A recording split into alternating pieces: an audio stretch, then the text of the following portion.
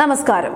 മാസപ്പടി കേസിൽ മുഖ്യമന്ത്രിയുടെ മകൾ വീണ വിജയന് ഇഡിയുടെ മുന്നിൽ ഇനി അധികകാലം പിടിച്ചു നിൽക്കാൻ കഴിയുമെന്ന് തോന്നുന്നില്ല.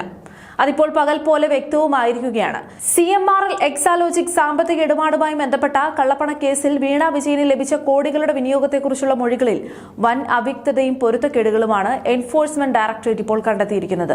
2 തവണയായി ഇതിനകം നീണ്ട 19 മണിക്കൂറോളമാണ് ED ഉദ്യോഗസ്ഥർ വീണ വിജയനെ ചോദ്യം ചെയ്തത്.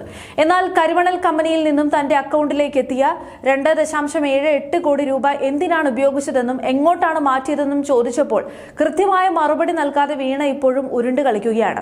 CMRL ഉന്നത ഉദ്യോഗസ്ഥരുടെ മൊഴികളും വീണയുടെ മൊഴികളും തമ്മിൽ ഒട്ടും പൊരുത്തപ്പെടുന്നില്ലെന്നാണ് EDയുടെ കണ്ടെത്തൽ. ഈ സാഹചര്യത്തിൽ കാര്യങ്ങൾ കൂടുതൽ വ്യക്തമാക്കാൻ അടുത്തയാഴ്ച വീണയെയും കരിമണൽ കമ്പനി മുതലാളിമാരെയും ഒരുമിച്ചിരുത്തി വീണ്ടും ചോദ്യം ചെയ്യാൻ സാധ്യതകളുണ്ട്. ഈ നാട്ടിലെ ജനങ്ങൾക്ക് ചില ലളിതമായ ചോദ്യങ്ങൾ ചോദിക്കാനുണ്ട്. IT മേഖലയിൽ കാര്യമായി യാതൊരു പ്രവൃത്തി പരിചയവും ഇല്ലാതിരുന്നിട്ടും എക്സാലോജിക് എന്ന താങ്കളുടെ കമ്പനിക്ക് CMRL പോലെയുള്ള വൻകിട കരിമണൽ കമ്പനി കോടികളുടെ കരാർ വെറുതെ വെച്ചു നീട്ടിയത് എന്തിനായിരുന്നു? ഈ ചോദ്യത്തിന് കൃത്യമായ മറുപടിയും രേഖയും ഹാജരാക്കാൻ 19 മണിക്കൂർ ചോദ്യം ചെയ്യലിന് ശേഷവും താങ്കൾക്ക് കഴിഞ്ഞിട്ടില്ല. വീണ വിജയന്റെയും എക്സാലോജിക്കിന്റെയും പേരിലുള്ള സകല സ്വത്തുക്കളെക്കുറിച്ചും ബാങ്ക് അക്കൗണ്ടുകളെക്കുറിച്ചും ഇപ്പോൾ ED കൃത്യമായ വിവരങ്ങൾ ശേഖരിച്ചു കഴിഞ്ഞിട്ടുണ്ട്. ആദ്യ പിണറായി വിജയൻ സർക്കാരിന്റെ കാലത്താണ് CMRL കമ്പനിയും വീണയുടെ എക്സാലോജിക്കുമായി ഈ ഒരു അസ്വാഭാവികമായ കരാറിൽ ഒപ്പുവെക്കുന്നത്.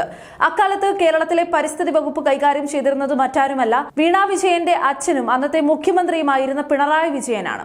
അവിടെയാണ് ഈ അഴിമതിയുടെ യഥാർത്ഥ മറുപടി ഒളിഞ്ഞിരിക്കുന്നത്.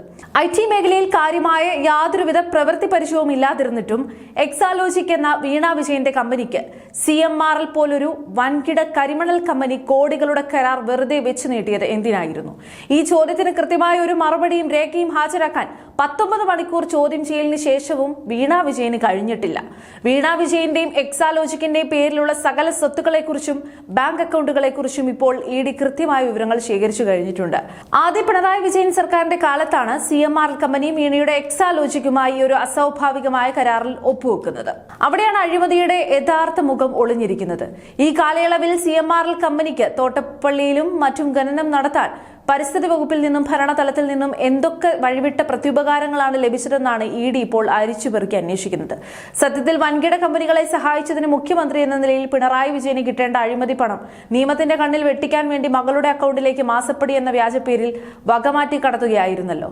അച്ഛൻ അധികാരം ഉപയോഗിച്ച് വൻകിട കമ്പനികൾക്ക് വഴിവിട്ട് ഫയലുകൾ ഒപ്പിട്ട് നൽകുക, അതിന് പകരമായി മകൾ മാസപ്പടി വാങ്ങുക. CMRL കമ്പനിയുടെ 182 കോടിയുടെ അനധികൃത ഇടപാടുകൾ കള്ളപ്പണം വെളുപ്പിക്കൽ നിയമത്തിന്റെ പരിധിയിൽ വരുന്ന അതീവ ഗുരുതരമായ കുറ്റകൃത്യമാണെന്നാണ് EDയുടെ ഔദ്യോഗിക നിലപാട്.